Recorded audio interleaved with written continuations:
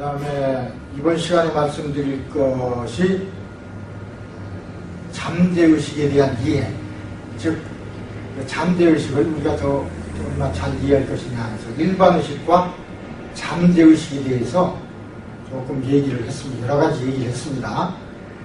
어쨌든 잠재의식은 자신의 운명을 결정하고 있는 핵심적인 실체인데 그 영역이 아주 헤아릴 수 없을 정도로 크다. 의식하고 있지 못하는 사이에 우리 안전을 위해서 일을 하고 24시간 잠들지 않는다. 초인적 능력을 발휘한다.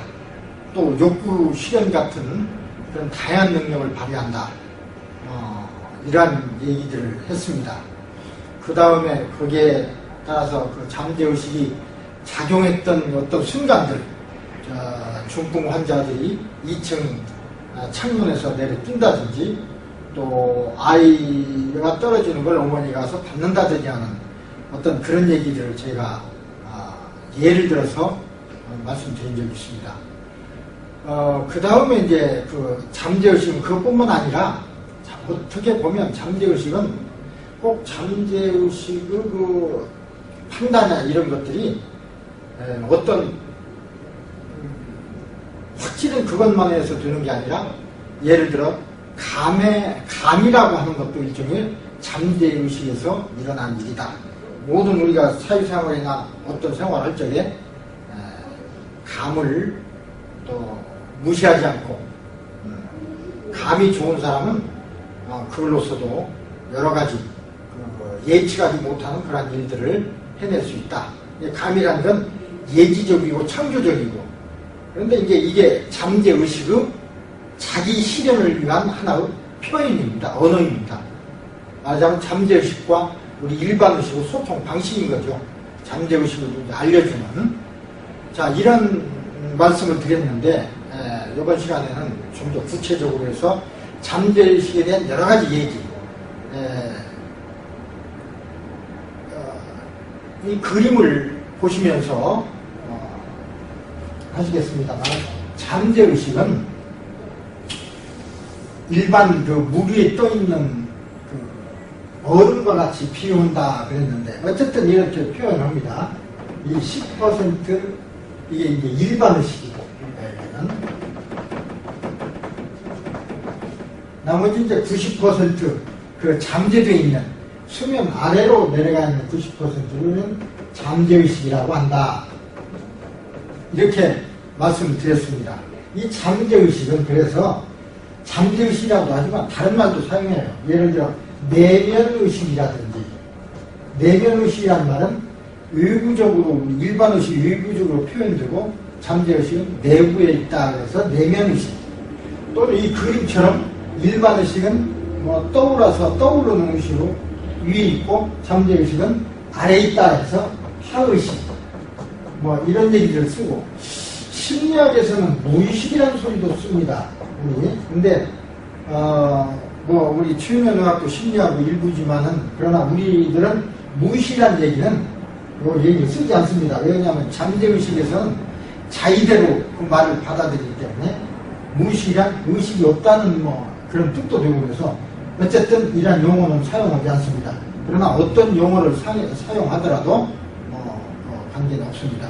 이런 잠재의식이 이렇게 되어 있는데, 이 잠재의식이 기능, 일반의식은 일반적으로 우리가 생각하고 뭐 활동하고 하는 것이라고 그랬습니다. 이 잠재의식은 처처 강의에서도 제가 말씀드렸지만은 그걸 다시 정리를 해서 말씀드리겠습니다. 여러 가지가 있지만 그 중에 6가지의 관점을 말씀드리면, 첫째, 잠재의식은 태어나면서부터 일어나는 스쳐 지나간 사소한 것까지, 스쳐 지나가면서 다 기억한다고 했죠. 모두 당시의 경험대로 기록 저장합니다. 자, 나오죠? 사소한 것까지.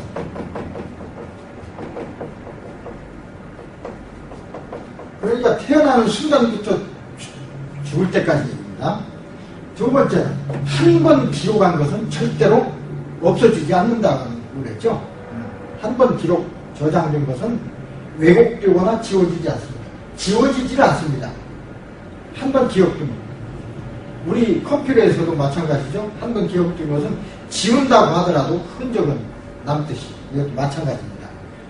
왜곡되지도 않습니다. 지워지지도 않고 왜곡되지도 않습니다. 왜곡이라는 건 바뀐다, 다르게 바뀐다 그 소리입니다. 그럼 세 번째는 잠재의식의 정보 저장 능력은 이 세상에는 어떠한 제일 좋은 컴퓨터보다도 초정밀하고 아주 저장 용량도 크다 이렇게 말씀드렸습니다. 그냥 컴퓨터와 비교할 수가 없죠. 사실은 컴퓨터와 어떻게 우리 대뇌를 비교할 수는 없지만 비교할 객체가 없으니까 컴퓨터하고 보면 이건 뭐 비교할 수 없을 정도로 우리는 평생 일어나는 모든 것을 다 대뇌에 기억하고도 용량이 훨씬 남습니다. 아마 그 확실한 데이터는 없습니다만 우리 용량을 100이라고 했을 적에 평생 이걸 저장해도 20, 30을 다 쓰지 못할 거다 이렇게 생각이 듭니다. 네 번째는 정보를 당시의 순간처럼 생생하게 저장합니다. 그러니까 5살 때의 경험이다 그랬으면 5살 때의 경험 그대로 저장되어 있어요. 그래서 이렇게 성인이 됐을 때도 그 정보를 꺼내면 5살 때의 그때의 생생한 오감으로 저장되어 있습니다. 오감 생생하게 저장되어 있다는 건 생생한 오감이라는 건 소리, 냄새, 맛, 색깔 다 감각으로 다 들었습니다. 흑백이 아닙니다. 총천연색의 색깔, 냄새까지도 그때의 느낌까지도 다 저장이 되어 있습니다. 다섯 번째는 죽는 순간까지 결코 잠들지 않는다 그랬습니다. 이 중요합니다. 24시간 깨어 있습니다. 잠을 안 잔다 그 소리입니다. 우리가 잠잔다는 건 일반 의식의 얘기지 잠재의식은 늘 깨어 있습니다. 깨어 있으면서 우리 몸에서 일어나는 우리 몸 밖에서 일어나는 여러 가지 상황들을 체크하고 항상 위험에 대비하고 그런 일합니다. 그래서 우리 잠재의식은 제일 중요한 것이 우리 몸의 위험에 신속히 대비하는 것입니다. 그래서 우리 몸을 보호하는 거죠. 이게 제일 큰 거예요.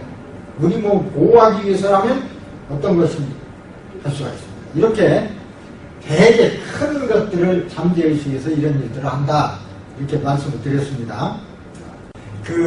이런 잠재의식은 그러면은 그 잠재의식 기능을 좀 더 설명을 하면 그림으로 그려서 한번 설명을 해보겠습니다. 여러분도 교과서나 여기 이제 그림을 보면서 원래 이 잠재의식은 이게 우리 이렇게 하면 이게 일반의식이 되겠죠? 일반의식입니다. 그래서 어떤 이제 과거의 경험이 한번 경험을 하면 뭘 보았다든지 하는 거예요. 전부 그 사실들이 잠재의식에 저장이 됩니다. 저장 보관이 되죠.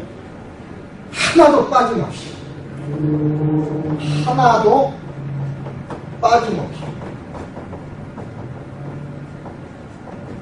저장이 됩니다. 자, 이걸 이제 최면하에서 우리가 최면을 유도를 하면 이 저장된 정보들이 이 저장된 정보입니다. 저장되었던 정보들이 일반 의식 위로 떠오릅니다. 이게 기억입니다. 기억난다. 기억. 저장된 정보들이 일반 의식으로, 이것이 일반 의식입니다. 일반 의식. 이것은 이제 잠재 의식이죠. 잠재 의식. 일반 의식으로 이게 떠오르는 걸 우리는 기억이 났다. 또 이것을 이제 잠재의식이 활성화됐다. 이걸 이제 우리 얘기로는 잠재의식이 활성화됐다.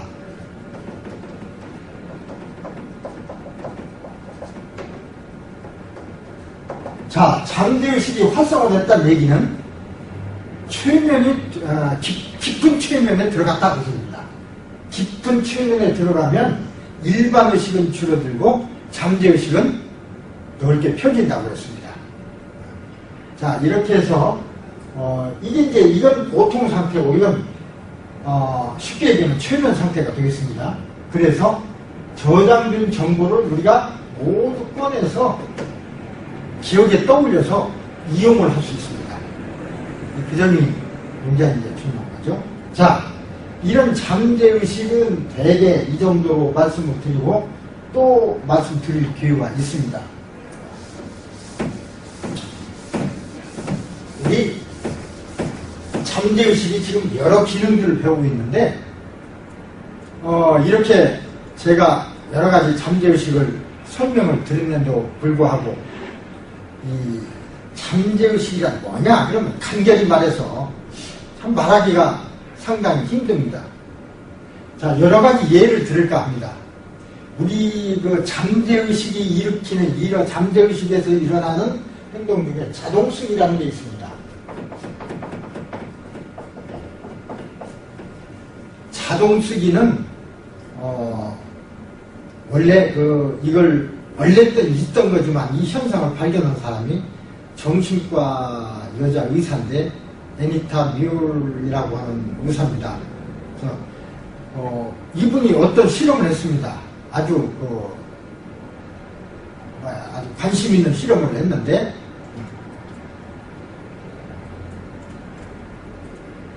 여러분은 혹시 만약에 손에 펜이나 연필을 쥐고서 쓰려고 하는데 어떤 단어를 쓸 적에 그냥 예를 들어서 T 그러면 T, E, A, T 다는 T는 차라는 뜻인데 T, E, A라고 쓴다 해서 T, D 그 다음에 E지, 그 다음에 A지 이렇게 쓰는 게 아니죠. T 그러면 저절로 T라고 생각하면 저절로 T, E, A 이렇게 그냥 저절로 써집니다. 단어 알파벳을 확실히 알고 있지 않은데도 불구하고 손은 근육 응조해서 저절로 써져요. 내가 신경 쓰지 않는데도 배운 것 안에서 정확하게 쓸 수 있습니다. 또 그런가 하면 예를 들어서 부지런히 뭔가를 하면서도 잡지나 책을 읽을 수가 있습니다. 두 가지로 할 수 있다는 소리죠. 책을 읽으면서 또 다른 걸 넘기거나 하는 작업을 할 수 있습니다. 흥미롭게도 오른손으로는 뭔가 쓰고 동시에 왼손으로는 오늘 점심에 뭐 먹을 것인가 하는 자동 판매기 식당의 메뉴를 읽을 수가 있습니다. 쓰면서 그걸 다시 보면서 두 가지, 세 가지, 심하면 세 가지도 할 수가 있습니다. 이처럼 우리 세 가지의 정신적 활동이 동시에 수행될 수 있는 것은 잠재의식의 작용을 알므로써만이 이해할 수가 있습니다. 뮬 박사는 단지 몇 시간 훈련시킨 5명 중 4명이 자동쓰기를 할 수 있었습니다. 실험상에 되어 있답니다. 실험으로. 그런데 최면에 유도되면 누구나 자동쓰기를 할 수 있습니다. 최면을 시켜놓고 책을 읽으면서 무슨 글씨를 쓰라든지 이렇게 하면 다 할 수가 있어요. 이걸 첨부하면 이 의미를 이해할 수가 있을 것입니다. 우리가 아무 생각 없이 낙서를 즐기는 사람들 있죠? 휘바람 노래를 부르면서도 저절로 어떤 글을 쓴다든지 자기가 좋아하는 글을 쓴다든지 하는 그런 경우가 많습니다. 이것도 일종의 자동쓰기로 한 유형이라고 할 수가 있습니다. 이처럼 자동쓰기는 잠재의식이 여러분 생활 전반에 걸쳐서 활동하고 여러분의 생활 양식과 행동 요령과 논리적 사고와 또는 의사결정에 지배적인 역할을 하고 있는 좋은 증거다. 이렇게 생각할 수 있습니다. 자동쓰기를 봤을 때도 그렇습니다. 자, 어떻게 보면 먼저 번에도 제가 잠시 말씀을 드렸는데 우리 뇌는 잠재의식은 컴퓨터와 아주 비슷하다. 그렇게 말씀을 드린 적이 있는데 원래 이게 맥스웰 멜츠라는 분이 있습니다. 멜츠 박사와 로버트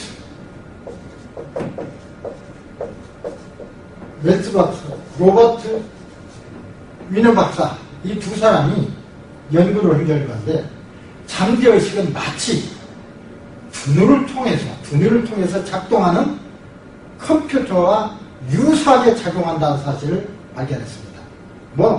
오늘날에야 다 이제 알려진 것이지만 이 잠재의식의 논리적 분석 능력이나 정보 저장 용량은 엄청나서 아까 말씀드린 대로 최신 컴퓨터라도 잠재의식과는 비교할 수가 없다.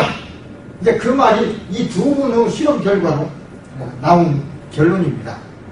너무 용량이 크고 또 분석 능력이 엄청나서 아마 아까도 말씀드렸습니다만 여러분이 태어나서부터 생을 다할 때까지 스쳐 지나간 모두를 다 저장한다 하더라도 아까 저는 20 내지 30%도 못 될 거다 그랬는데 이분들의 얘기는 20%도 안 될 것이다.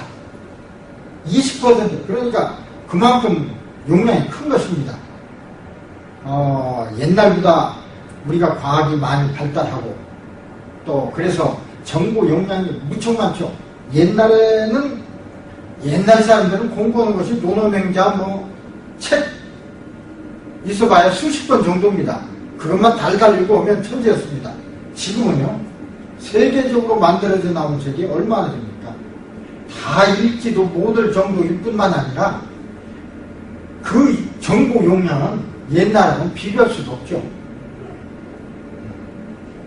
그것을 다 넣는다 하더라도 우리 일반의식 뇌는 다 쓰지 못할 거다 이렇게 생각을 하는 것입니다.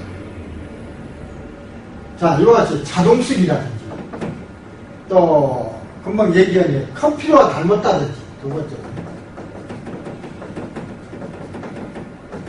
컴퓨터가 우리 뇌와 닮은 거죠. 어떻게 보면 그러니까 닮았다든지 이런 것들은 지금 잠재의식이 있다, 작용한다 그런 사실을 증명하는 겁니다. 그 다음 더 중요한 건, 세 번째 중요한 건 잠재의식은 인체의 모든 기관을 조절 통제합니다. 이 잠재의식 우리 90%라고 먼저 얘기했는데 일반의식은 10%만 통제하지만 나머지 90을 잠재의식이 한다 그랬는데 사실은 나머지 90 일반의식이 못하는 나머지 90 플러스 일반의식이 하고 있는 10까지도 잠재의식이 다 조절 통제합니다. 조절하고 통제합니다. 예를 들어서 우리가 눈을 깜빡인다. 의식적으로 눈을 깜빡일 수도 있죠. 그러나 무의식적으로 깜빡입니다. 아까 무의식이라는 때는 우리가 의식하고 있지 못한 사이에 그냥 저절로 깜빡이죠. 저절로 깜빡인다는 것은 잠재의식이 작용한다라는 겁니다. 몸의 전 기관을 조절하고 통제합니다. 전 기관 들어서는 우리가 꼭 운동기관 근육만 있는 게 아닙니다. 분비도 해야죠. 뭘 먹으면 소화 분비도 해야죠. 호르몬도 분비해야죠. 하는 여러 가지 분비물, 침도 있죠. 점액질도 있죠. 그뿐만 아니라 움직이고 하는 모든 것들, 우리 몸에서 일어나는 모든 것들을 전부 전 기관을 조절하고 통제합니다. 이는 흡사, 자동온도 조절기하고 아주 같습니다. 우리 왜 자동온도 조절기가 있죠? 70도로 딱 맞추면 요새 같으면 70도로 맞아라 그러면 70보다도 더우면은 쿨링을 돌아가서 70도 못 두게 다운시키고 70도보다 아래로 내려가면 쿨러가 작동을 멈춰서 멈추고 그래서 70도에서 왔다 갔다 70도를 정확히 맞춰줍니다. 이런 온도 조절과 똑같은 것입니다. 필요할 때는 분비시키고 필요 없으면 분비가 안 돼요. 문제는 필요 없을 때 분비가 안 돼야 되는데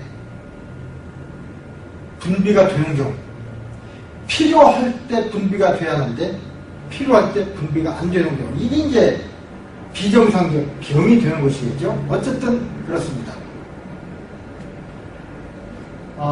잠재의식이 온 우리 전주관 통제하는데 그 잠재의식이 화학적 이것도 잠재의식이 통제하는 것도 우리 온도 조절과 비슷합니다. 근데 두 가지 방법이 있어요. 잠재의식은 우리 온도 조절기는 전기로만 하죠. 지금 현재는 다른 것도 있습니다만 이제 전기로 주로 합니다. 여기서도 우리 잠재의식도 전기의 신호로 하기도 하고 화학적인 신호로 하기 두 가지 방법이 있습니다. 신경 사이에 이렇게 움직이고 하니까 화학적인 어느 물질 자극에 의해서 이렇게 통제하기도 합니다. 그러니까 화학적인 기작, 전기적인 기작으로 조절하는 지금 현재로 봤을 때 조절하는 것으로 보입니다. 이건 좀 더 연구를 이제 해야 되겠습니다. 지금 현재로서 실험을 통해서 잠재의식에 의한 이런 기작을 통해서 인체의 모든 기관들이 조절되고 있다는 것을 과학적으로 증명할 수 있고 증명되고 있습니다. 예를 들면 후최면 암시. 자, 이 후최면 암시는 앞으로 더 많이 배워야 되는데 후최면 암시라는 것은 최면을 시켜놓고 최면 중에 최면이 깨어나면 어떻게 하라는 명령을 내리는 걸 후최면 암시라고 합니다. 이게 대단히 중요합니다. 그래서 병을 고치고 할 수 있는 게 다 후최면 암시인데 후최면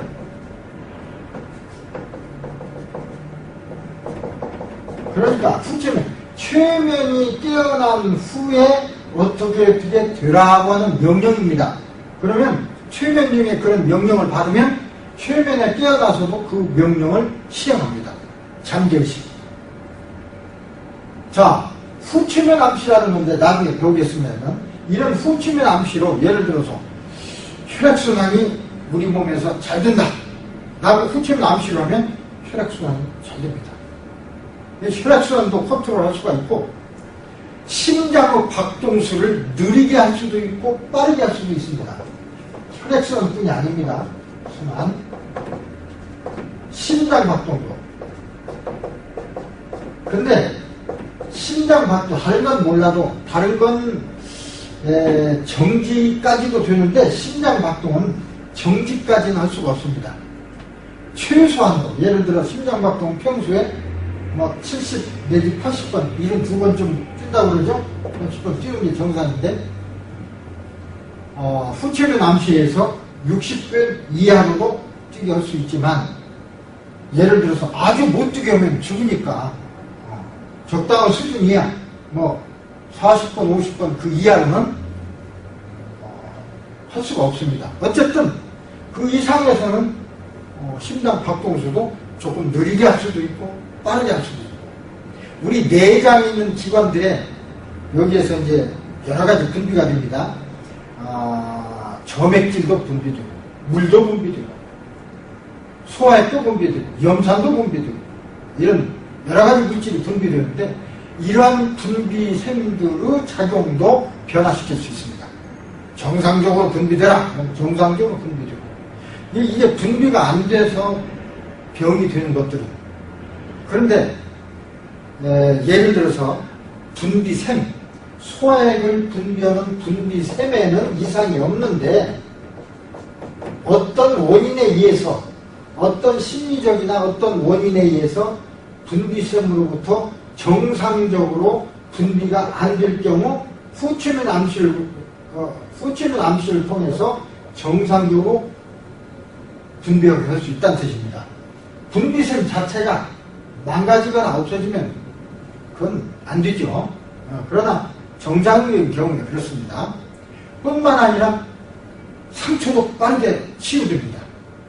자, 우리가 이제 배우면서 점차 실제로 해보겠습니다만, 상처 났습니다. 상처가 났을 때 상당히 힘들고 위험한 상황이기 때문에 대부분 최면을 유도하지 않아도 저절로 최면에 들어갑니다. 그때는 누구나. 그래서 그때 눈을 딱 감고 상처난 부분을 꽉 누르면서 제일 중요한 게 뭡니까? 아픈 거죠. 아픈 것이 문제입니다.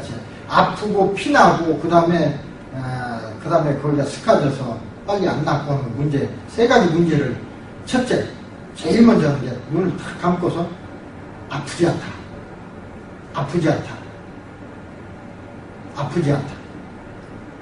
두 번째는 피가 멈춰야 됩니다. 피가 멈춘다. 피가 멈춘다. 암시를 하는 것입니다. 그럼 피가 멈춘다 그러면 혈관 자체가 수축이 되면서 피가 멈춰집니다. 실제로 이제 여러분이 이걸 배우고 나서 실제로 이제 해보십시오. 그 다음, 빨리 낫는다. 어떤 상처가 났을 때, 저도, 그런 경험이 있습니다. 봉고차 같은 차를 어떻게 문을 닫으면서 손가락을 물려서 닫았기 때문에 굉장히 지금도 상처가 있습니다만, 그때 너무나 아프고 그래서 그렇게 암시를 했습니다. 아프지 않다. 아프지 않다. 피가 멈춘다. 피가 멈추는 것도 문제예요. 피가 멈춘다. 빨리 낫는다. 근데 그래서 그랬다고 저는 생각합니다만, 지금 상처를 보면 거의 구분할 수 없을 정도로, 그때 다칠 때 당시는 뼈가 허옇게 드러날 정도로 심했는데 지금 상처가 거의 구분할 수가 없을 정도로 없습니다. 아주 실금처럼 조금 남아있습니다. 체온을 높일 수도 있고 낮출 수도 있습니다. 그 외에 많은 변화들을 후체련 암시를 통해서 우리가 유도할 수가 있습니다. 자, 이거에 대해서는 우리가 점차 배워갈 것입니다. 자, 이런 후체련 암시. 자, 후체련 암시를 하니까 굉장히 이게 중요하네요. 그죠? 이게 중요합니다. 다른 것보다도 이제 제일 우리가 잘 배워야 될 것이 후체련 암시.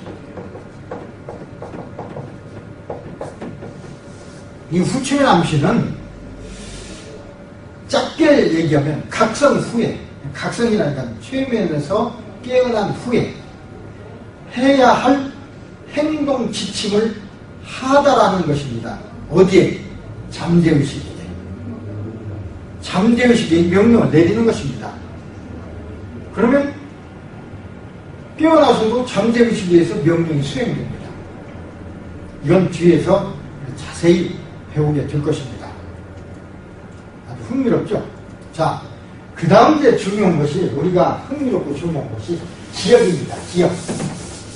자, 자동 쓰기도 그렇고, 저장하는 능력이라든가 이런 걸 보면은, 우리 잠재의식이 이런 것이구나. 한마디로 우리가 표현할 수 없지만, 그 여러 가지 사실을 들어서 얘기하는 것입니다. 자, 기억. 우리가 기억이라는 것은 대단히 중요합니다.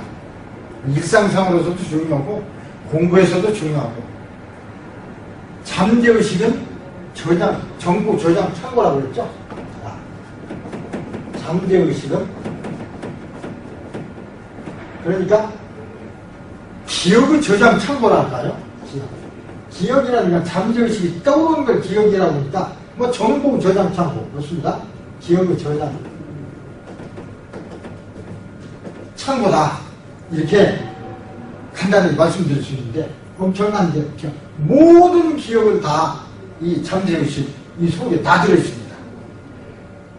잠재의식은 아까도 말씀드렸습니다만 음향 효과, 이게 음악 정도가 아니라 음향 효과와 받아들여진 다른 감각들, 즉 시각, 청각, 후각, 미각, 접촉하는 우리 통각, 냉각, 온각, 또 닿는 감각, 이 피부 감각 형성된 우리 행동 양식을 받았을 때 어떤 것이든지 모두 당시 그대로 수용해서 저장합니다. 당시 그대로. 이게 이제 자꾸 나오는 소리가 그럽니다. 당시의 그대로. 그러니까 뭐 그 5살 때 어떤 기억이 20살 됐다고 20살 때가 효성에서 20살 때로 돼지는 게 아니고 5살 당시 그대로. 그 당시의 사물이 있으면 그 당시의 사물 그대로 다 우리가 저장하기 때문에 그걸 기억에 떠올리게 할 수 있습니다. 저장하는 것입니다. 이는 우리 그 마인드 컨트롤 하에서, 그러니까 최면 하에서, 자, 마인드 컨트롤 소리는 저는 주로 쓰겠다 그랬는데, 최면이라는 말은 최면을 일단 들어가게 해놓고, 그 다음 잠재의식을 조절하는, 컨트롤하는 과정을 마인드 컨트롤이라고 나는 이렇게 사용합니다. 마인드라는 얘기는 잠재의식이라는 뜻이 되겠죠? 컨트롤. 그러니까 최면에 들어가게 해놓고, 깊은 최면에 유도해놓고 마인드를 컨트롤하는 것입니다. 이 마인드를 지금 컨트롤할 때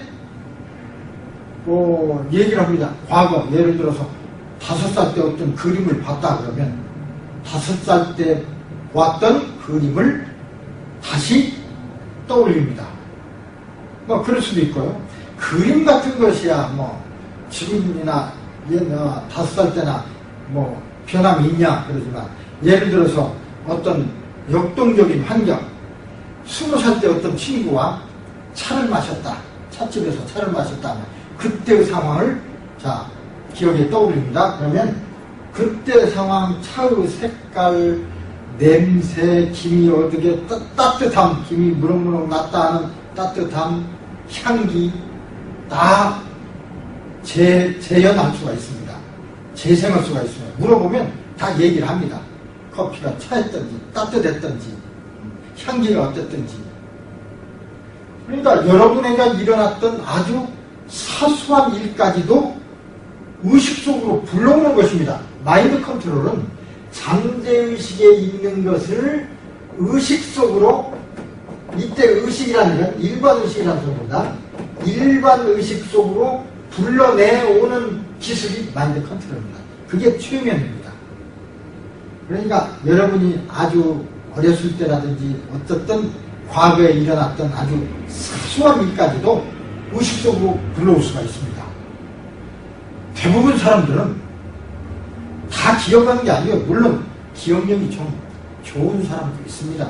뛰어난 사람도 있지만 대부분이 5년 전에 일어났던 일에 대해서 단 몇 가지만 기억하고 있을 뿐이지 기억 다 못하죠.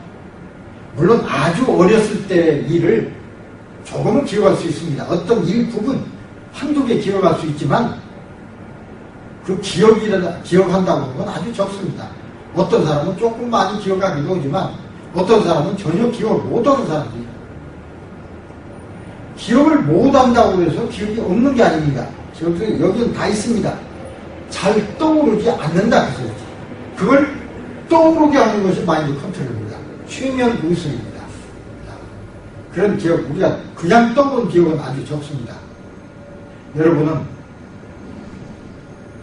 여러분이 기억이 나는 것들만 여러분 기억의 전부라고 생각하지만 실제로는 지금까지 얘기했듯이 여러분 잠재의식 속에는 아주 사소한 일까지도 다 기억하고 있기 때문에 그것만이 아닙니다. 그러니까 다 꺼낼 수가 있죠. 여러분은 의식 속에서 잊어버리고 있지만 잠재의식은 결코 잊지 않습니다. 죽을 때까지 다 보관합니다. 결코 지워지거나 왜곡되지 않는다고 했습니다. 다 있습니다. 그러니까 어떤 문제가 일어났을 적에 그 문제를 해결하는 것은 잠재의식을 우리가 뒤져봐야 되겠죠. 그 사람은 잠재의식 속에서 정보를 찾아내면 그 사람이 가지고 있는 문제를 일으키는, 글쎄 문제를 일으킨다는 건 좋은 뜻도 있고 나쁜 뜻도 있지만 어쨌든 원인을 알 수가 있습니다. 그러면 나쁜 뜻의 경우에는 치료도 할 수가 있죠. 우리 치료하는 방법이 그렇습니다. 어느 방법이 그렇게 하는 방법이 없습니다. 그죠? 자, 여러분, 잠재의식은 결코 과거를 잊지 않습니다. 생각이 안 날 뿐이지. 이러한 잠재의식의 엄청난 기억 용량을 증명할 수가 있습니다. 예를 들어 최면을 치료를 해보면 그 최면을 깊은 최면에 들어가게 해서 마인드 컨트롤 하면서 치료하면서 그 옛날에 아주 충격적이었던 어떤 경험, 심리적인 경험 또는 간단히 서둘러도 깜짝 놀랐던 어떤 놀랐던 일, 어렸을 적에 그런 게 있죠? 밤길 가면서 그랬다든지 상황 그대로를 재생할 수가 있습니다.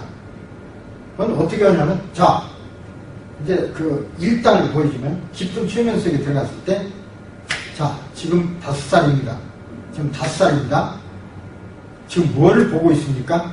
그러면 그때 당시 그대로 일을 얘기하고 그때 당시대로 행동하고 말을 하고 그렇습니다. 대개 사람들은 기분 좋은 경험도 있지만 기분 나쁜 경험도 많죠. 기분 나빴던 경험들은 생각 안 하려고 그러죠. 저도 그렇습니다만 생각이 싫습니다. 그냥 억압해버립니다. 생각이 싫기 때문에.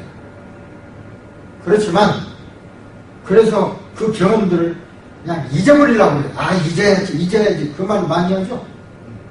잊는다는 소리는 일반의식 우리 밖으로 밀어내버리려고 하지만은 그래서 앞으로 그 기억이 정말로 없어져서 기억에 날 수 없도록 하고 싶지만 그렇지가 않습니다.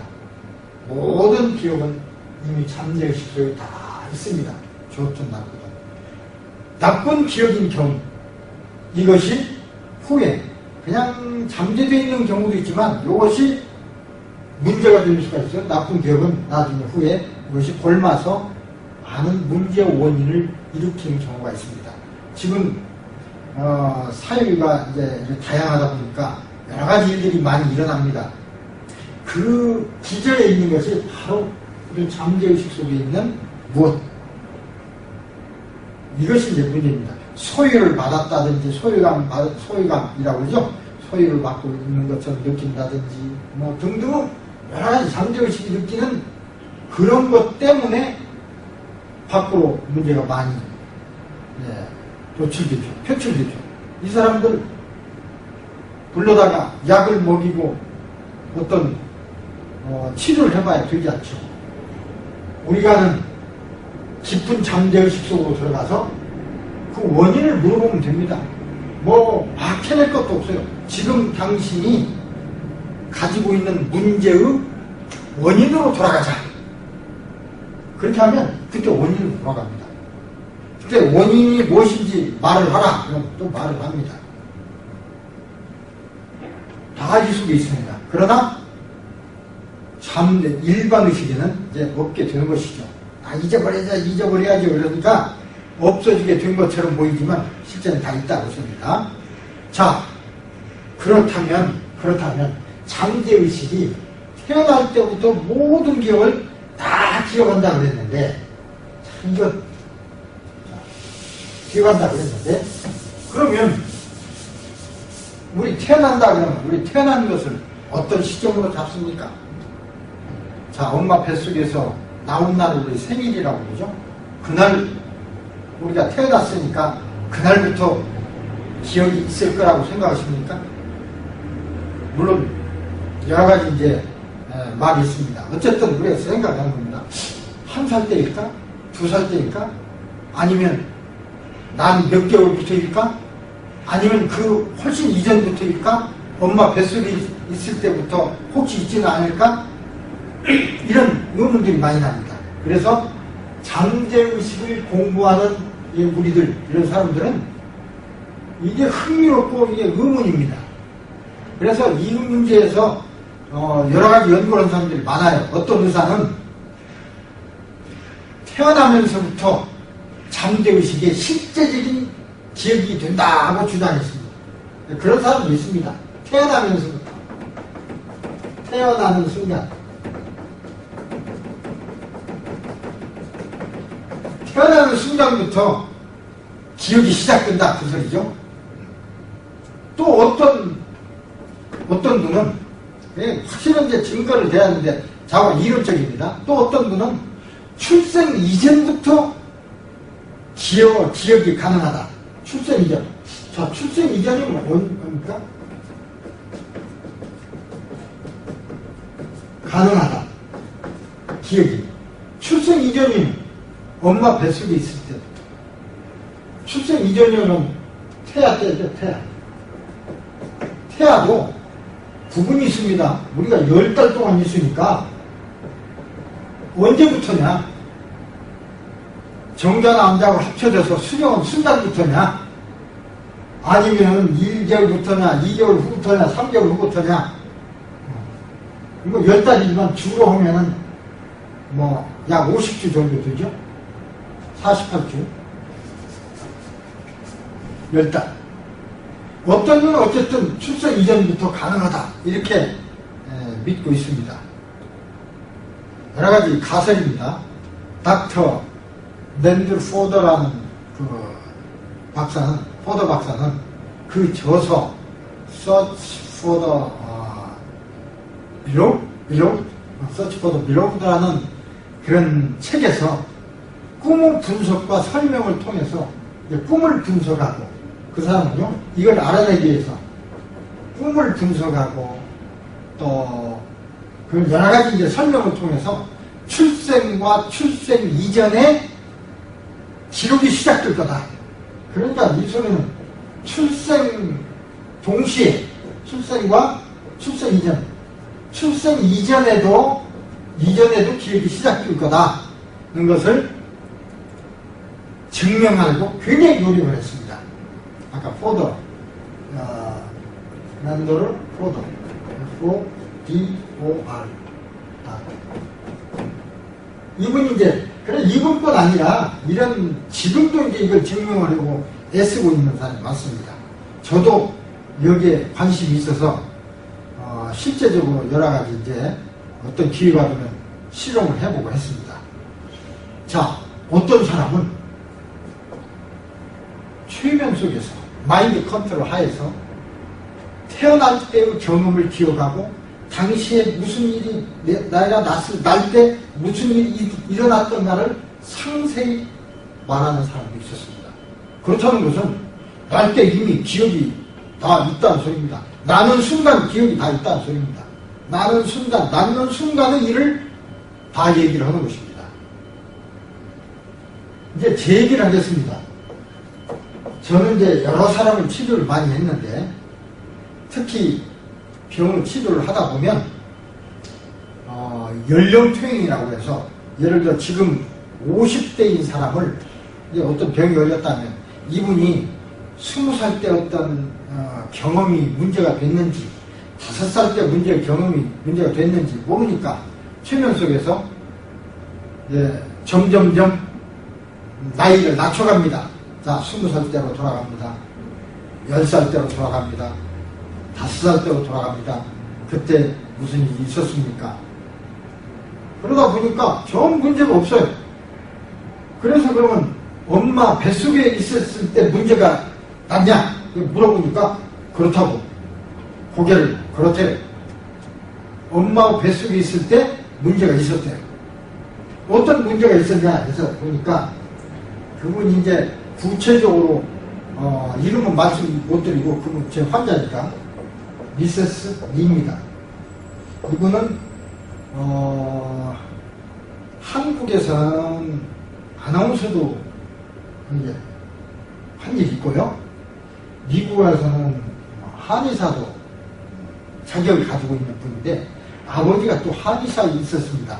한의사이셨는데 한 4, 5년 전에 돌아가셨어요.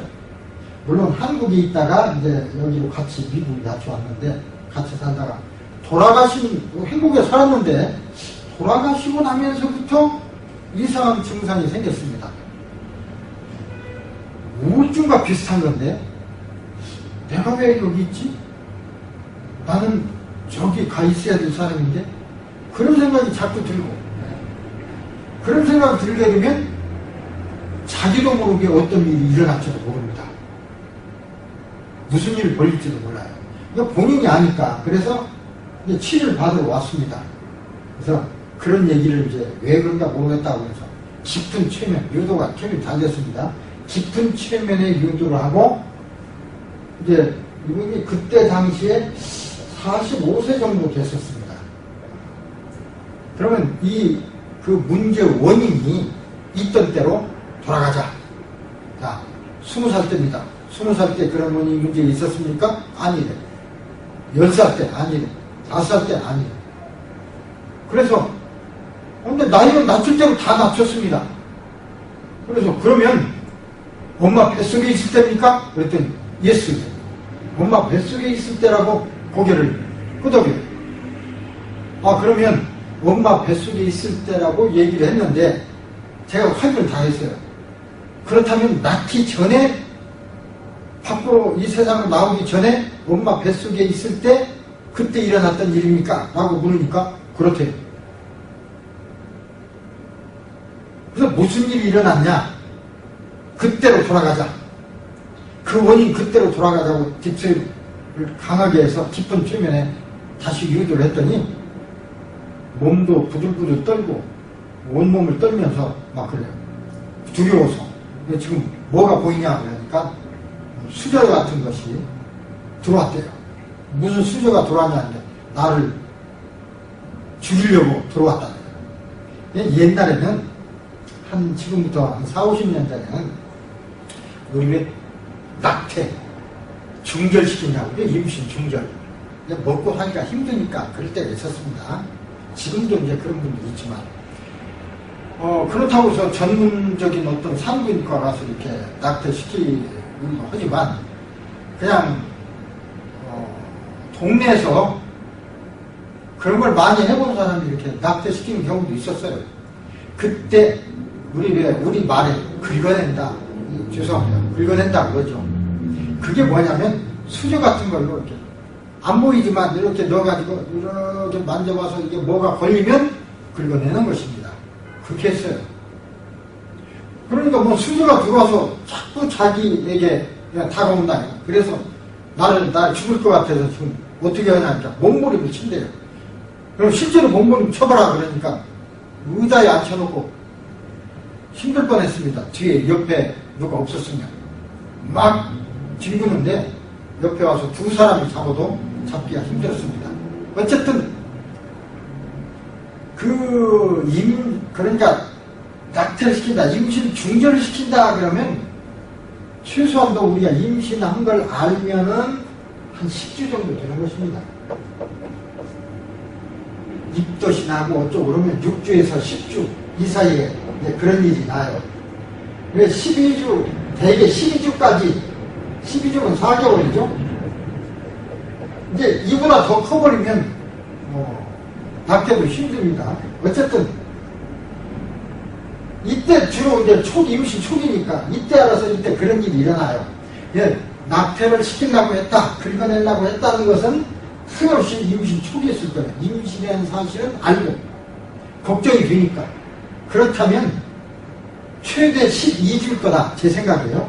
뭐 8주인지, 10주인지 모르지만, 최대치로 따지면 12주였을 거다, 그때가. 그래서, 제 생각에, 12주. 그렇죠? 임신 12주. 그때쯤에 기억이 시작되는 것이 분명하다. 이렇게 제 나름대로 결론을 내린 바가 있습니다. 그러니까 아까 그 미세스 리 치료하던 그런 경험을 제가 말씀드렸습니다. 미세스 리의 그걸 이제 태아로 돌아가는 것, 태아 퇴행이라고 그럽니다. 이제 점차 앞으로 배우겠습니다만, 나이를 과거로 돌아가는 걸 연령 퇴행, 연령을 퇴행시키는 거죠, 과거로. 그럼 연령 정도가 아니라 태아 때로 퇴행시키는 것을 태아 퇴행이라고 합니다. 그러니까 태아 퇴행을 제가 한 겁니다. 태아 퇴행을 했을 적에, 태아 때로 돌아갔을 적에 임신 약 12주로 생각되는 시기에 임신을 중절하려는 시도가 있었고 그 과정에서 엄청난 스트레스를 받았죠. 물론 운 좋게도 못 견뎠습니다. 근데 그때 자 지금 들어온 거 죽이려고 들어온 게 뭡니까? 어떻게 생겼어요? 수저 같대요. 색깔이 어떻습니까? 회색이래요. 얘기를 해요. 자 수저같이 생겼다. 회색이다. 자기를 죽이려고 자기를 향해서 막 이게 움직인다. 그러면 태아 신이 줄 때 이미 다 보고 생각하고 있다는 소리 아닙니까? 그렇죠? 그때 그건 중냐 사냐의 시질된 엄마와 연결되어 있는 손가락만한 그런 태아로서는 도망도 못 가고 할 수가 없죠. 조금은 움직였겠지. 정말로 살기 위한 엄청난 노력, 그 스트레스가 있었습니다.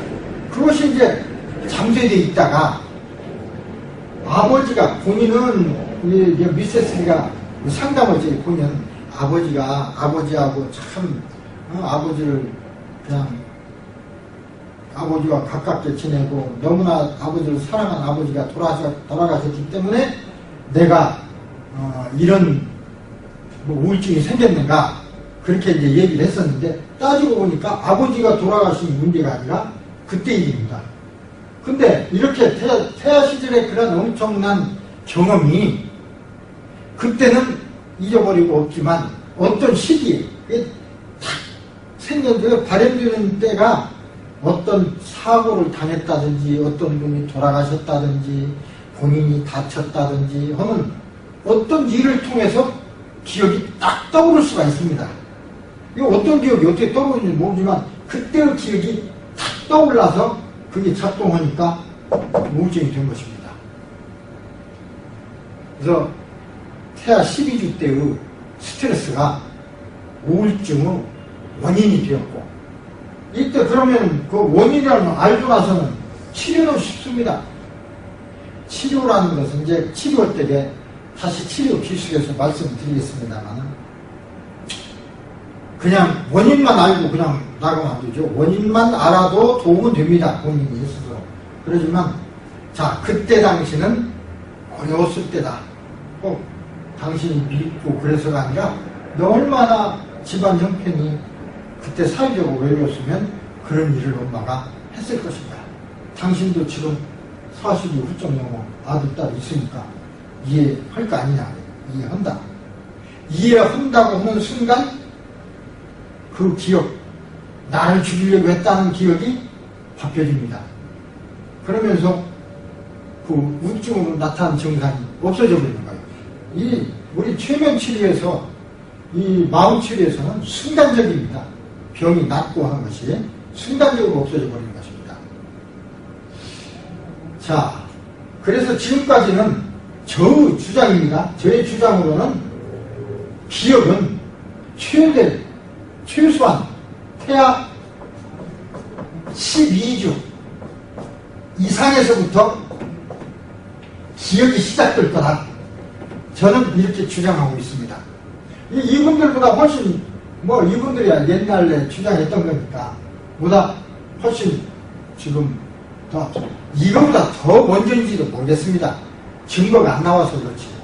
어쨌든 그거에 대해서는 저도 더 공부를 하고 있으니까요.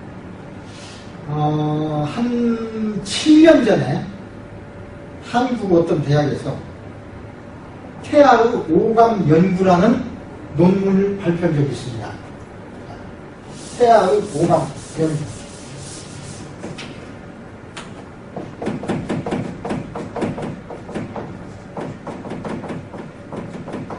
이건 뭐냐면 이때도 여러 가지 이제 그게 있었어요. 태아 시절에 기억이 시작될 뿐만 아니라 태아는 엄마 뱃속에 있는 거죠. 엄마 뱃속에 있으면서 소리도 다 듣고 눈으로 다 보고 귀로 듣고 그 다음 피부로 느끼고 다 5가지 오감으로 할 수 있는 일을 다 할 수가 있다는 것입니다. 엄마 뱃속에 있는데. 그러니까 엄마 뱃속에 있지만 밖에서 일어나는 일까지 다 볼 수가 있고 다 소리도 다 들을 수가 있습니다. 정말로 그런가 하는 것에 대한 연구가 태아 오감 연구인데, 여러 가지 연구를 출생 전에 아주 어린 시절에 이미 외부로부터 자극과 감각 정보를 오감으로 있다는, 결국은 그 연구 결과 실제로 5가지 감각으로 인식하고 있다는 결론이 나왔습니다. 그 이제 그 논문을 찾으면 되는데, 저도 이제 그때 것을 읽었고 그때 정보로 책을 쓰는데도 좀 사용하고 있습니다만, 저는 태아 오감 연구, 그러니까 이제 그럼 태아 때는 엄마 뱃속을 통해서 캄캄한데도 밖을 보고 그 능력이 있었는데 그 능력이 출생하는 순간 사라집니다. 왜 그런지 모르겠습니다. 어쨌든 출생하는 순간 눈이 있어야 보고 귀가 있어야 듣고, 그러니까 청신경이 제대로 돼야 듣고, 엄마 뱃속에 있을 때는 물속에 있지 않습니까? 양수 속에 둥둥 떠 있거든요. 귀도 물속으로 딱 차 있고 코도 물로 꽉 차 있습니다. 근데 냄새 다 맡고 밖에서 하는 소리 다 듣습니다. 그래서 태아 교육이 중요합니다. 이제 여러분도 결혼하신 분도 있고 결혼하실 분도 있지만, 그 아내가 임신했을 때 참 주의해야 됩니다. 뱃속에는 아주 다 듣습니다. 그 행위를 다 봅니다. 이런 걸 생각하면 얼마나 태아 교육이 중요하냐, 태아 교육이 중요하다는 것을 우리는 굉장히 주장합니다. 말도 잘 함부로 엄마 아빠가 때 싸우고 막 그러면 이 뱃속에 있는 태아가 너무 스트레스 받습니다. 다 기억이 됩니다. 어쨌든 최소한도 12주 이상은 12주 때는 될 거다, 저는 이렇게 주장하고 있는 것입니다. 감각의 수용과 기록이 최소한도 12주 이상 기억될 거다 하는데 이 전인지도 모르겠습니다. 자, 그러면 이러한 잠재의식, 잠재의식에 대한, 잠재의식이 하는 일 중에 기억의 중요한 자원인데 대강 정리를 했습니다. 점차 이런 것을 토대로 우리가 이제 마인드 컨트롤을 하고 최면 치료를 하게 되겠습니다. 자, 그러면 이번에는 잠재의식이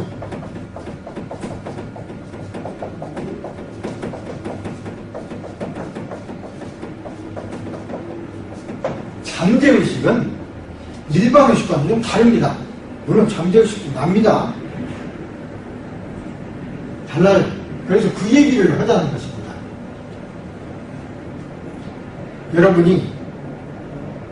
여러분 자신에게 이롭도록 잠재의식에게 영향해야 되겠죠, 누구든지.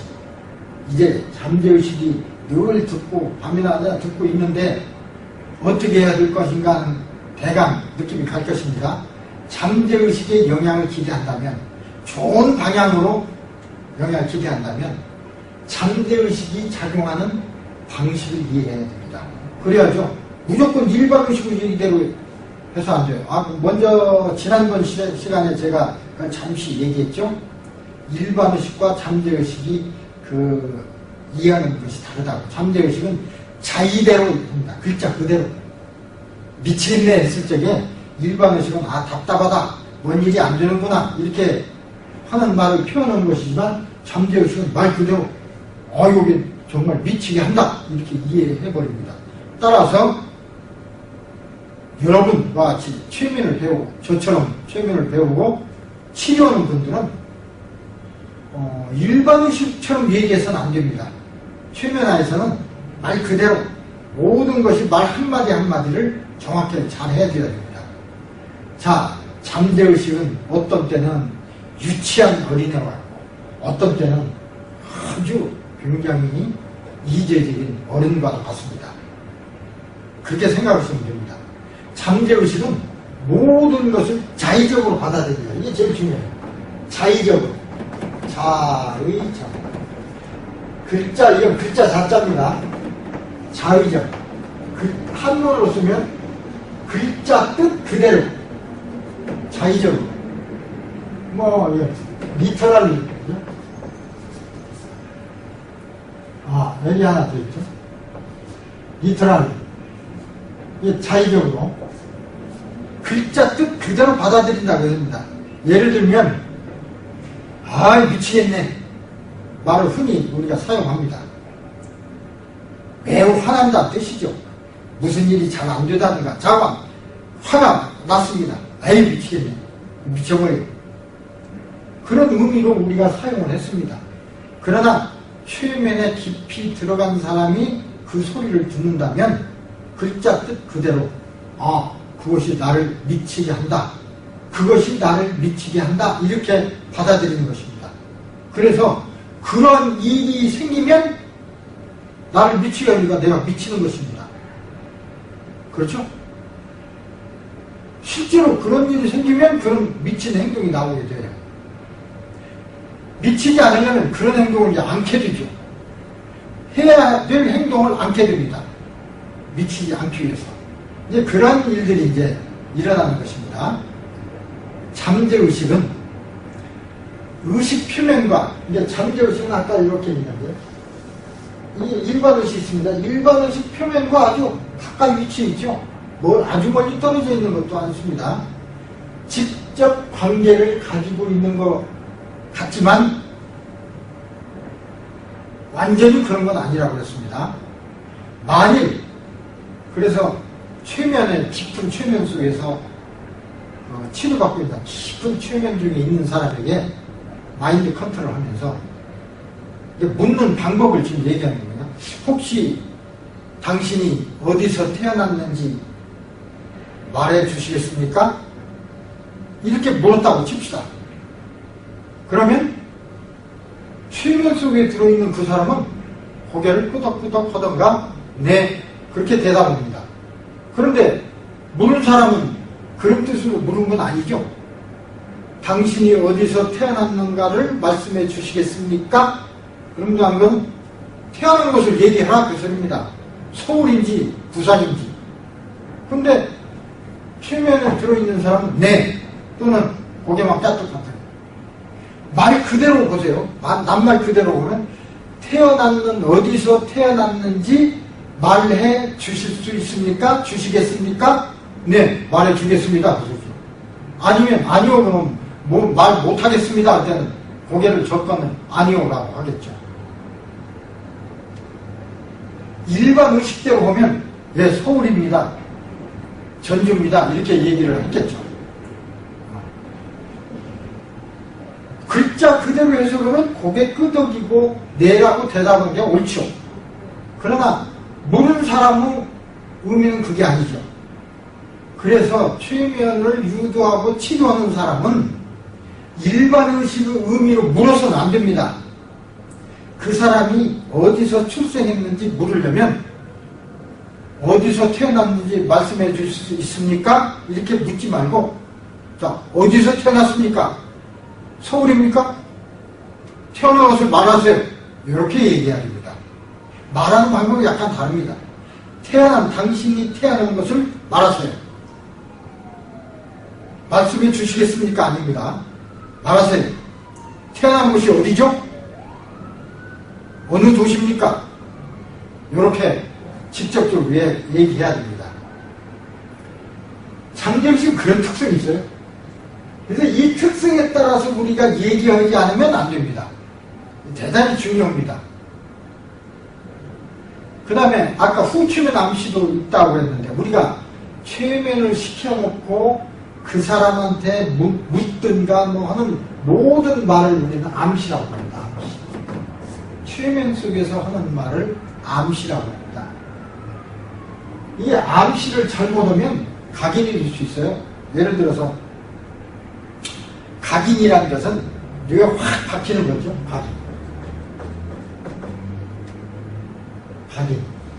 뇌에 보통 얘기를 하면 그냥 보통 얘기도 들을 수도 있지만 어떤 사람은 굉장히 심각하게 듣는 거와 똑같습니다. 예를 들어서요. 어떤 환자에게 병이 깊습니다. 치료를 해도 안 되고 원인도 잘 모르겠고 그럴 경우에 치료를 막 여러모로 했는데도 잘 안 되고 원인도 모르겠고 하는 경우는 틀림없이 그 사람의 잠재의식 속에 무언가 각인되어 있을 거다. 이렇게 생각을 한번 해볼 수가 있습니다. 우리는 이제 그렇게 생각을 해서 치료를 합니다. 이 치료 때 뒤에 자세히 배우게 될 것입니다. 어쨌든 흔히 잠재의식에 각인되어 버리면 이것이 원인이 되어서 병을 일으키는 순간 각인도 희망적인 각인, 좋은 각인이 있고요. 나쁜 각인이 있습니다. 좋은 각인은 좋게 되죠. 예를 들어서 먼저 시간에 제가 말씀드렸습니다만 어떤 아나운서가 어렸을 때 중학교 때 어떤 선생님이 그때는 정말 평범한 학생이었어요. 대학이나 갈까 걱정되는 그런 학생이었는데 어떤 선생님이 대화하다 보니까 그 학생 목소리가 좀 이쁘고 그러니까 야, 너 말이야 아나운서면 되겠네. 목소리 이쁘고 좋으니까. 그래 그 학생은 평범하니까 뭐 희망도 별로 없고 그런 판에 아나운서 그때나 지금도 아나운서가 아주 좋은 직업이지만 그 당시는 더 로망인 직업이었습니다. 아나운서 되면 좋겠네요. 그 소리가 확 바뀌었습니다. 수십 명의 선생님이 그러니까 초등학교 때부터 중학교까지 수십 명의 담임 선생님과 수백 명이 될지는 몰라도 어떤 또 수십 명 여러 학과 담임 선생님과 이렇게 대화하고 말을 했겠지만 어쨌든 그 선생님이 말씀해준 그 말이 뇌에 딱 들어간 거야. 그래서 그 학생은 그걸 보기 위해서 끝까지 노력해서 지금 이제 아나운서로 활동하고 있다. 이렇게 제가 말씀드린 일이 있습니다. 이게 좋은 각인입니다. 나쁜 각인인 경우는 예를 들어서 이런 얘기를 많이 하죠. 누가 잘못했어. 에이, 넌 쓸데없어. 넌 뭘 해도 안 돼. 그거 고칠 수 없어.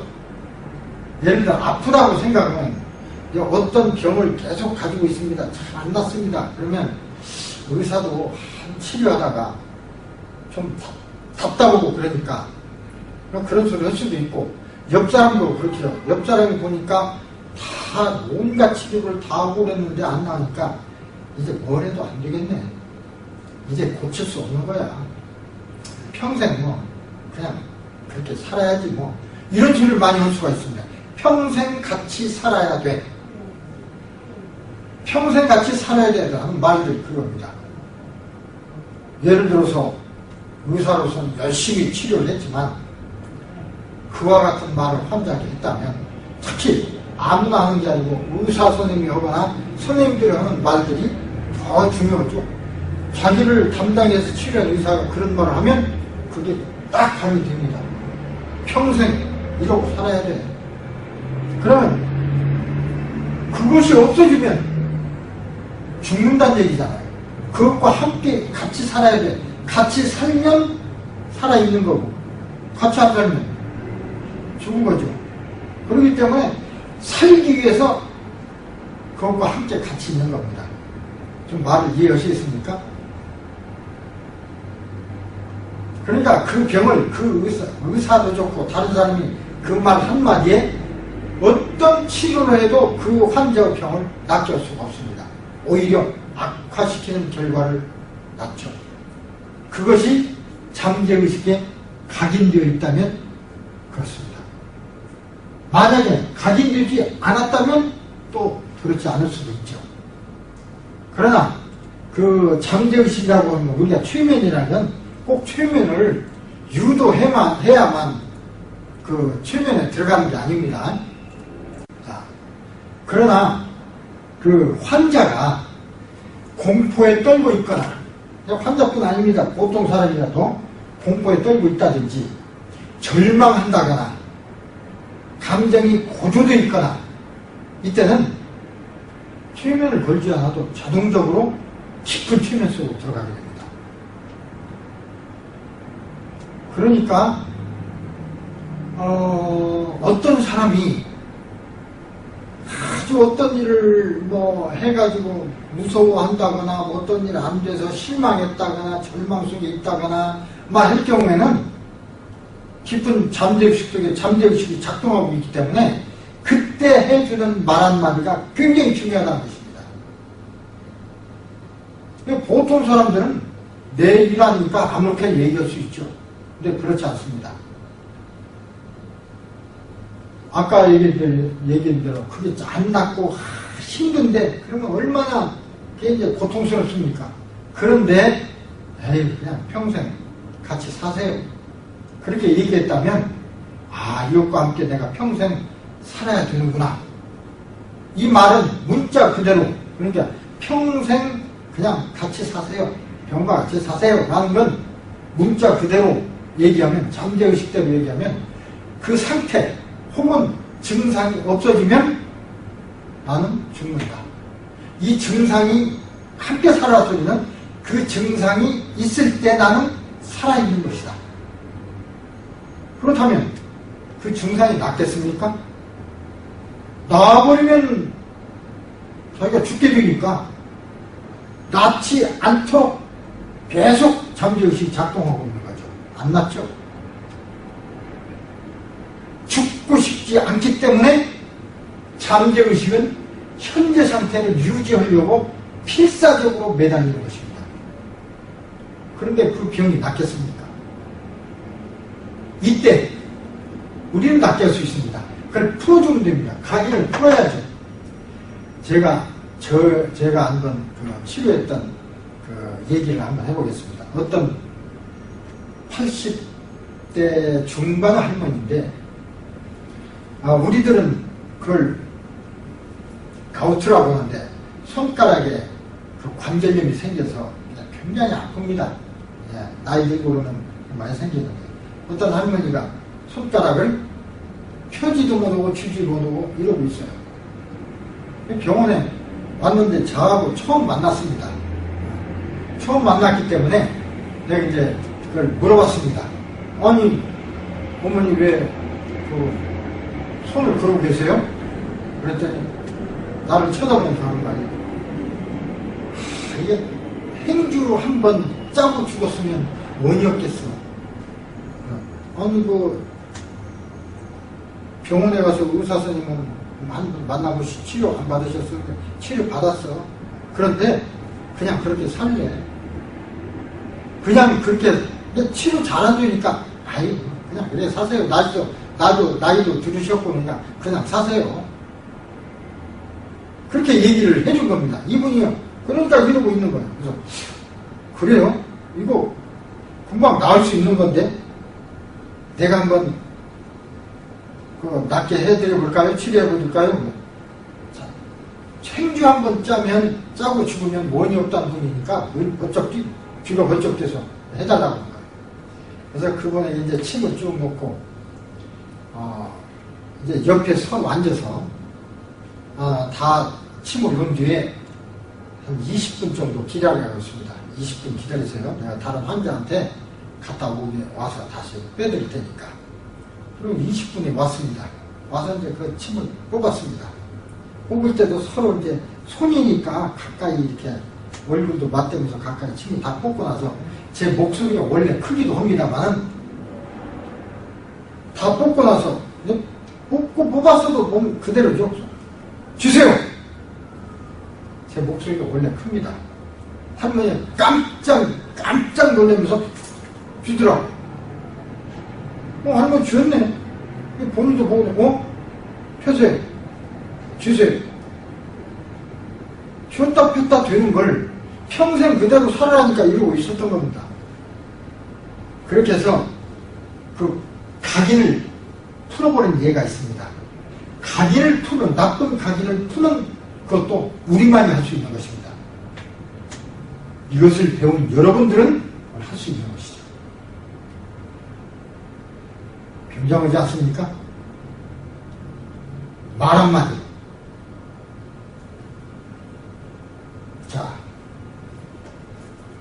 이번에는 그래서 말이 중요하다는 뜻입니다. 말을 우리는 항상 어떤 사람에게나 좋은 말만 사용해야 됩니다. 우리는 부정적인 말이나 나쁜 말은 절대로 사용하지 않습니다. 물론 최면시켜놓고도 그 말은 사용하지 않지만 보통 때도 사용 않습니다. 왜? 보통 사람들이 꼭 최면을 시켜야만 깊은 최면에 들어가는 게 아니고 아까 얘기한 대로 그 사람이 나름대로 고민이 많이 있다든가 뭘 슬퍼한다든가 그럴 경우에는 이미 최면 속에 들어가 있기 때문에 그런 사람을 상대로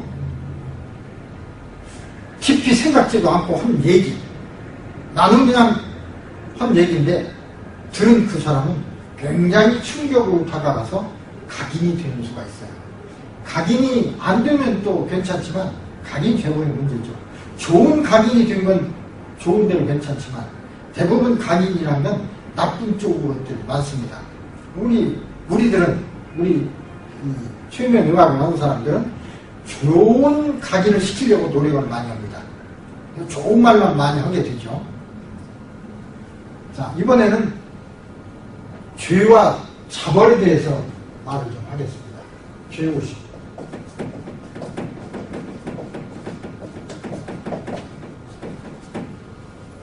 죄. 자, 죄의식 그러니까 이건 양심의 문제입니다. 여러분이 무엇인가 비도덕적인 행위를 하면 죄의식이 느끼죠. 죄의식 느끼지 않는 사람 없습니다. 아닌 것 같지만 다 속으로는 아유 이거 내가 잘못했나 보네. 내 주전에 다 양심이 있으니까. 이 양심이라는 건 잠재의식입니다.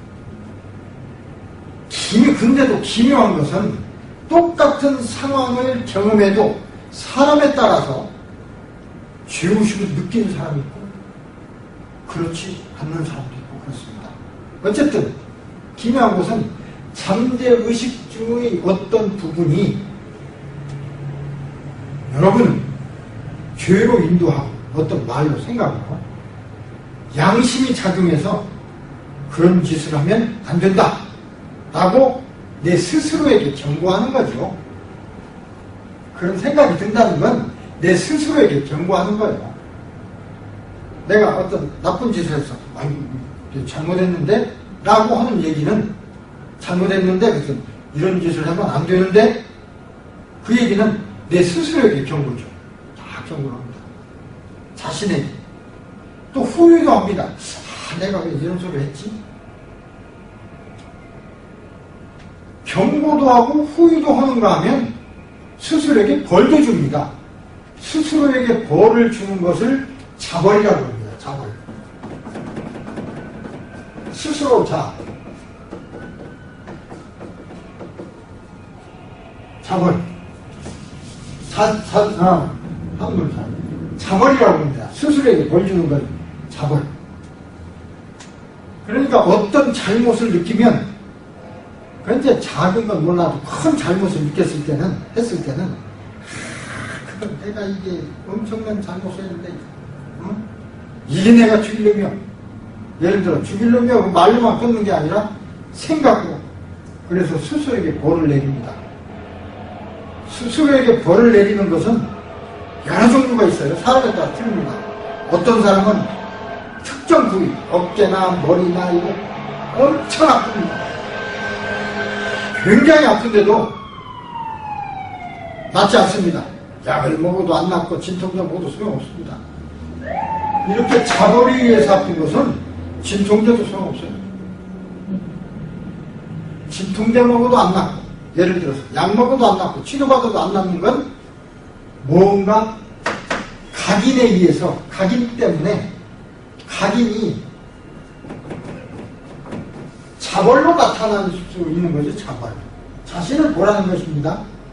어떤 부위에 막 통증이 생긴다든지 어떤 부위가 마비가 됐다든지 어떤 사람은 팔이 마비가 돼서 움직이지 못하는 경우도 있고 어떤 경우는 자벌을 그렇게 자신 스스로에게 벌 내리기도 하지만 더 심한 사람은 자학도 합니다. 자학. 스스로 어떤 몸을 긋는다든지 자학이죠. 자살하는 것도 자학이죠. 이쪽. 이런 것도 일종의 이제 그런 것입니다. 그러니까 비도덕적인 행위, 죄의식이 생겨서 자벌을 함으로써 병이 생기는 경우, 이 자벌, 자학이 이제 그런 현상이 심리적인 병이죠. 우리가 얘기하면 질병입니다. 병. 자기는 잘 몰라요. 스스로는. 왜 내 어깨가 아픈지.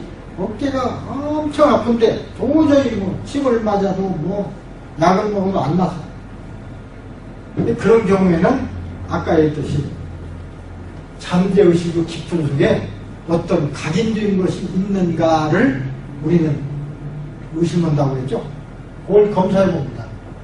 그럼 아까 얘기했듯이 연령 투행도 하고, 그래서 물어보면 몇 살 때 누구한테 무슨 말을 들었다 라든가, 몇 살 때 내가 어디에서 뭘 했다라든가, 그런 걸 이제 원인이 됐을 때로 돌아가면 원인이 찾아져요. 그럼 그 원인을 이제 없애면은 아픈 거라든가 질병도 없어지는 거죠. 마비됐다든가 아프다든가 뭐 저리다든가 아니면 어떤 행동을 한다든가, 이것도 다 원인이 마음속에 있다면 마음속으로 그것을 고쳐야 한다는 뜻입니다. 최면의학은 마음속에 원인은 어떤 거, 원인이 마음속에 있을 때 그것을 고치는 의술입니다. 자, 그 다음 또 하나 잠재의식이 하는 것은 아까 얘기했는데, 잠재의식은요 우리를 보호하는 역할을 합니다. 보호하는 역할이 사실은 제일 커요. 다른 것도 죄의식 이런 것도 크지만 우리 몸을 보호하는 역할은 최대의 역할입니다. 중요한 역할 중에 하나가 우리를 보호하는 것. 예를 들어서 자, 뒷짐을 지고 있는데 뭘 골똘히 생각하다가 뒤에 난로가 있습니다. 난로에 손이 닿습니다. 뜨거운 물주전자가 있는데 뜨거운 물건에 손이 닿습니다. 만약에 일반 의식으로 한다면, 아, 뜨거운 곳에 손이 닿네, 떼지 않으면 되거나 큰일 나게 생겼네, 떼어라, 명령 내려서 떼어라. 떼기까지는 이 신경 그 구조상 뇌에서 자극을 받아서 뇌까지 오고, 뇌에서 다시 생각을 하고 판단해서 손을 떼라는 명령을 내려서 근육을 움직여 손을 떼기까지는 계산해 보면 약 0.2초 걸립니다. 물론 조금 덜 걸리는 사람도 있어요. 0.2초라는 시간은 긴 시간입니다. 만약에 0.2초를 멀겋게 달궈진 난로에 손을 갖고 0.2초 대고 있었다고 보면 이 손 다 타버립니다. 근데 실제적으로는 그렇게 되는 게 아니죠. 자, 뜨거운 게 손에 닿다. 아, 뜨겁구나. 띄지 않으면 큰일 나게 생겼네. 띄어라. 그러려면 이쪽 근육이 이렇게 움직이라. 빨라. 굉장히 빨리 해도 0.2초. 그렇게 되면 이미 하기 때문에 실제로 그렇게 일어나는 게 아니고, 실제로는요, 뜨거움이 닿았어요. 아이고, 큰일 날 뻔했네. 뗀 행동이 먼저고, 그 다음에, 아, 내가 왜 이 뜨거운 곳에 손을 댔지? 큰일 날 뻔했네. 일반 의식인데 뒤에 잠재의식은 깨어있기 때문에 그 행동, 그냥 잠재의식이 명령. 자, 손을 띄는 것도 아까 얘기했듯이, 아, 손이 뜨겁다, 되겠네, 띄어라, 근육 움직이라. 그건 일반 의식이 명령 내린 거지만 그냥 그런 판단 없이 그냥 그것은 잠재의식이 그렇게 한 것입니다. 화상을 입게 될 것이기 때문에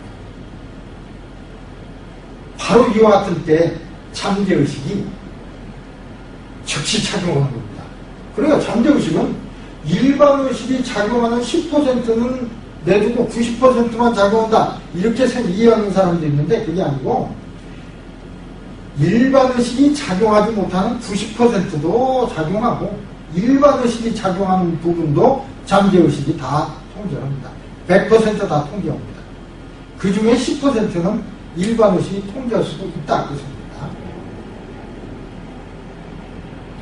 자, 손을 뜨거운 데 닿았을 때 떼는 거, 이것도 예를 하나 들었지만, 요 얘기를 한번, 잠자는 중에 굉장히 깊이 자고 있는데도 하는 행위. 예를 들어서, 깊은 잠에 빠져 있는 어머니, 젖먹이 아기를 껴안고 있습니다.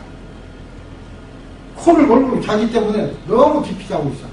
그런데 아기가 아 하고 조그만 소리로 울기만 해도 엄마는 바로 눈 떠버립니다.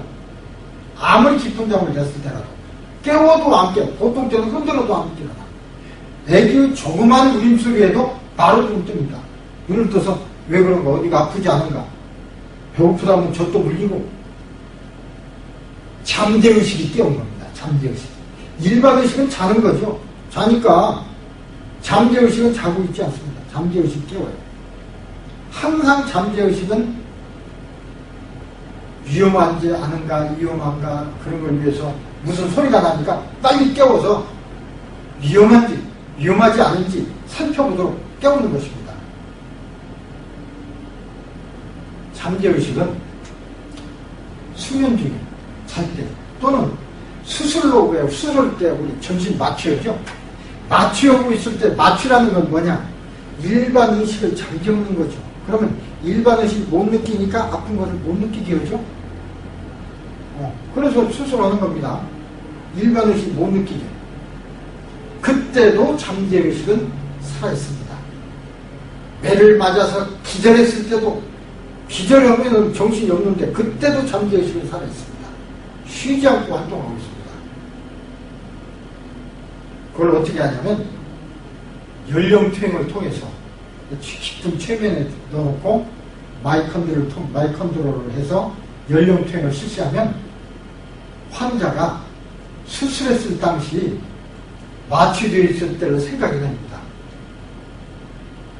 그 마취되어 있을 때 자신에게 뭐 마취되어 있더라도 별일이 없는 것이다 뭐 상관이 없는데 중요한 일이 일어났다면 기억을 해요.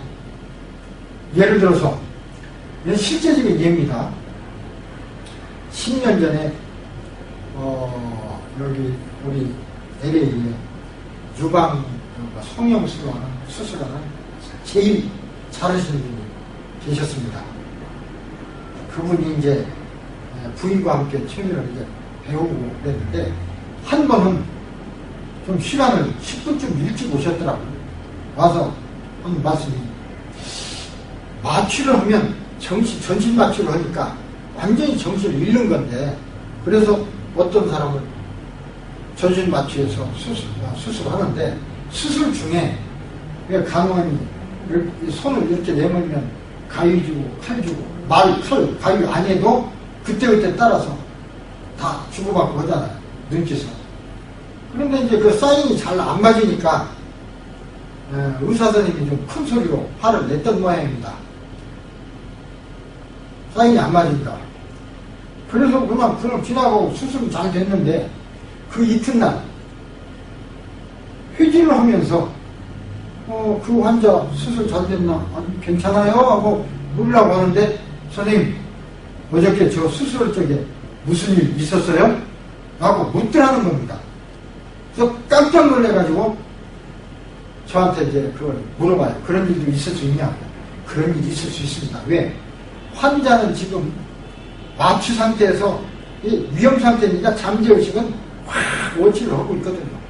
그런데 거기다 대고 큰 소리가 나니까 혹시 나에게 잘못된 것이 있었나? 그런 의문이 드는 거예요. 그러나 확실히 모르지. 의사하고 간호사하고만 얘기니까. 그래서 물어본 겁니다. 자기도 왜 그런 생각이 떠오른 거예요, 그냥. 이 말은 전신 마취로 일반 의식은 중지하더라 하더라도 잠재의식은 깨어있어서 끊임없이 활동하고 있습니다. 잠재의식은 마취되는 게 아닙니다. 평생 죽을 때까지 깨어있다. 이런 말씀을 드리려고 하는 것입니다. 자, 잠재의식에 대해서 여러 가지 얘기를 말씀드렸습니다. 다음에는 잠재의식과 어떻게 교신할 것인가, 교산 방법이 있는가 하는가에 대해서 다음 시간에 얘기를 하도록 하고, 남은 시간 동안은 우리 잠재의식 어떻게 작용하는가, 이 신비성에 대해서 나온 필름이 있습니다. 동영상이 있으니까 이걸 감상하도록 하겠습니다. 자, 잘 보시죠.